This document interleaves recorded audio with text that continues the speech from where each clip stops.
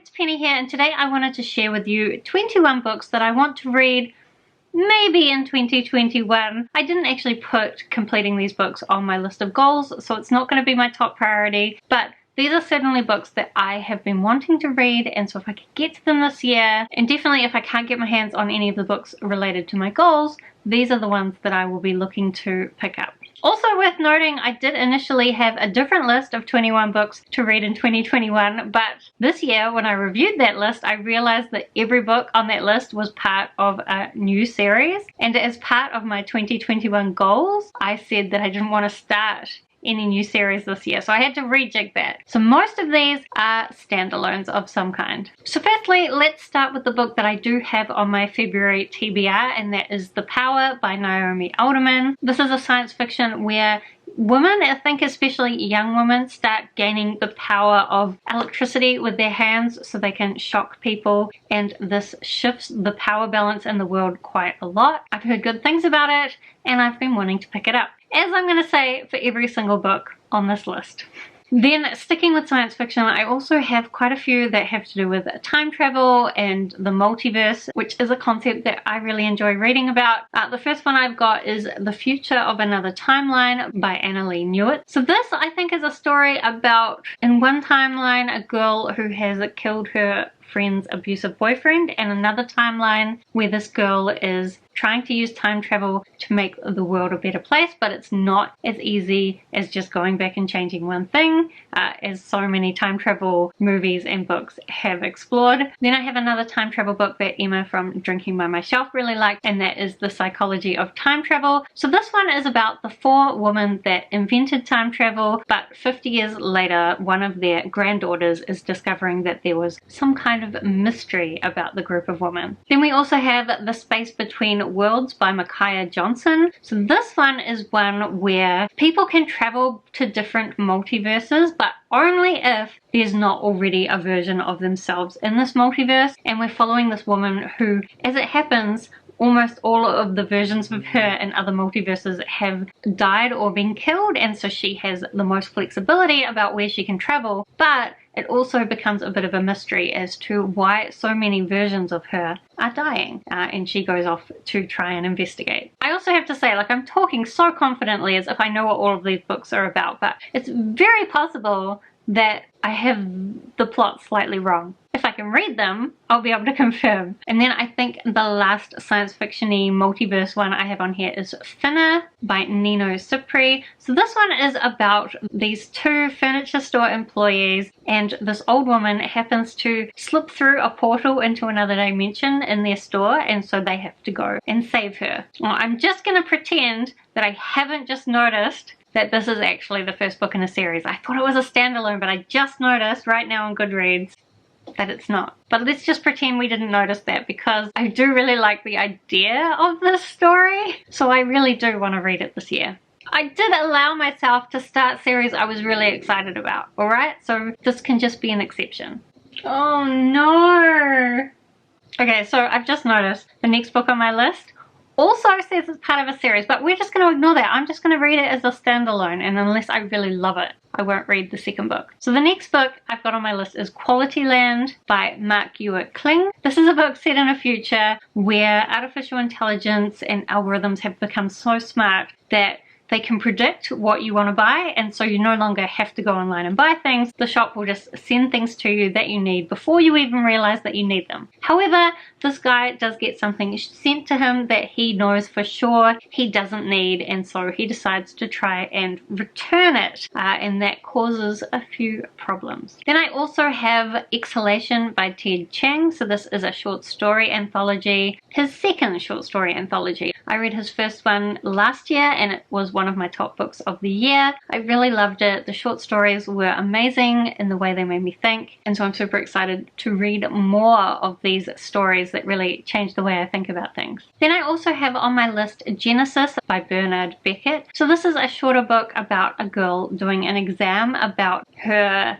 history, the history of the world. The synopsis says that it will make you question what it means to be human, and I think G.Ep Bookroost really loved this at one point, which is how it initially got on my want to read list. So finally, I'm going to get to it. And it's a short one, so that'll be helpful. Then I also have The Passengers by John Mars. So in this story, 8 self-driving cars are hacked so that they're on a collision course, and the hacker has set it up so that the public can vote for one of these passengers to survive. It sounds very Black Mirror-esque, and I'm looking forward to reading that one too. Of course, it's on this list. I'm looking forward to reading it. Okay, then I've got a few weird ones. So firstly, on my February TBR, I've got If Cats Disappeared from the World by Genki Kawamura. So this is a story about a man who is given only months left to live. However, he makes a deal with the devil where every day, if he picks something to be removed from the world, then he will get another day to live. As well, I've got The Immortalists by Chloe Benjamin. So in this story, we've got a family and all the siblings go to this fortune teller who tells them what day they're going to die on, and I think it's just looking at how that knowledge affects how they live their lives, but also you're never really sure whether the fortune telling was really true, or was it knowing the dates that they're going to die that somehow influenced when they did die. Again, I've heard great things about it. Maybe mixed things, but it definitely sounds like a concept that I'm interested in. Then I have Bunny by Mona Awad. So this is a book about this girl who gets this scholarship to this fancy school, and she falls in with this group of rich girls who all call each other Bunny. I don't really know more than that, but everyone says it's super weird, and I feel like I'm either going to hate it or I'm going to love it. So hopefully it's the love thing.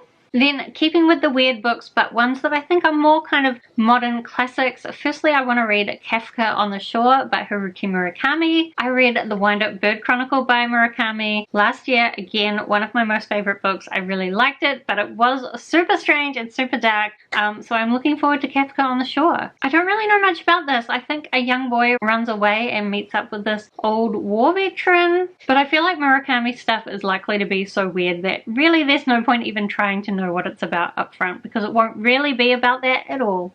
Then I also have 100 Years of Solitude by Gabriel Garcia Marquez. So this is a book that people say is kind of the beginning of magical realism as a genre. And I don't even think the synopsis attempts to tell you what it's about, because again, I think it's just really strange and not necessarily clear what it's about. But I did want to learn a little bit more about the roots of magical realism, so this is one I wanted to pick up for that reason. Talking about magical realism, I also have The Bone People by Kerry Holm. So this is a New Zealand authored book.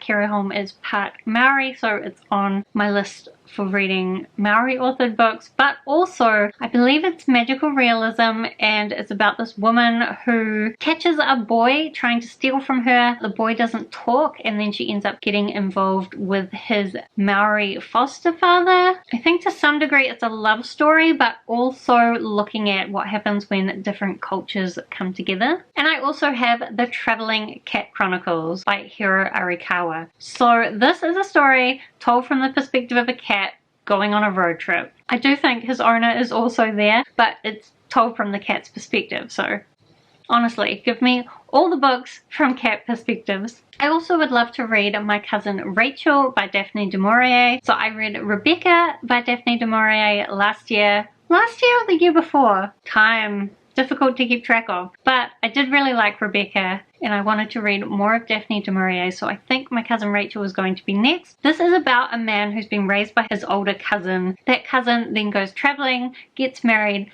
and dies. And then his widow is coming back to live with this younger cousin, and what will happen from there, it will be very mysterious. He's not sure. Did this widow kill his cousin or not? I guess we'll see when we get to it. I'd also quite like to read Flowers for Algernon by Daniel Keyes. So this is a story about this man who has a very low IQ, but they give him this drug that's gonna slowly raise his IQ, and I think it's just him writing his story and seeing how differently people treat him as his IQ raises. And I believe, like in the beginning of the story, it's written really badly, and as his intelligence increases, the writing quality increases as well. This is somewhat of a classic A lot of people say that it will make you cry, so I guess I'm looking forward to crying. Then I would also like to read Roses and Rot by Kat Howard. Now, I really liked Kat Howard's book An Unkindness of Magicians, and the sequel was supposed to be coming out last year. I'm still really hoping we'll get it this year, but if we don't get it, I still want to read some more Kat Howard because I really like the way that she writes. So Roses and Rot is a story about two sisters who get accepted to this elite school for artists. However, when they get there, they end up somehow at odds with each other. It sounds like it's going to kind of have some kind of dark